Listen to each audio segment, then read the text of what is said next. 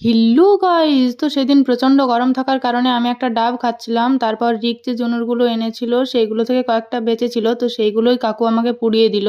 তারপর আমি করছিলাম একটু স্কিন কেয়ার, আর তারপর আমি স্নান করে খেয়ে ঘুমিয়ে পড়েছিলাম। আর বিকেলে উঠে দেখি এই রকম ঝড় উঠেছে। ভেজানো বাদামগুলো খেতে খেতে আমি মজা করেই একটু গান করছিলাম। গান শেষেই বৃষ্টি শুরু হয়ে গেল।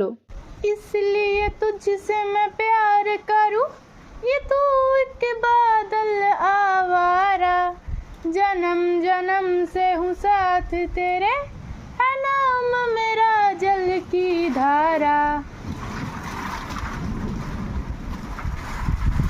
কমেন্টে জানাও তোমরা কে কে গানটা শেষ হবার পরই টিনে বৃষ্টি পড়ার আওয়াজটা পেলে বলো তো। আর সন্ধ্যাবেলা আমি একটু চা করে খাচ্ছিলাম, ঠিক তখনই ভাই এসে আমাকে এই চকলেটটা দিয়ে বলল, খেয়ে দেখ, দারুণ খেতে। তারপর মা এসে ডাব থেকে নারকেলটা ছাড়িয়ে দিচ্ছিল। এটা খেতে কিন্তু আমার দারুণ লাগে। আজকের মতো এইটুকুই, টাটা।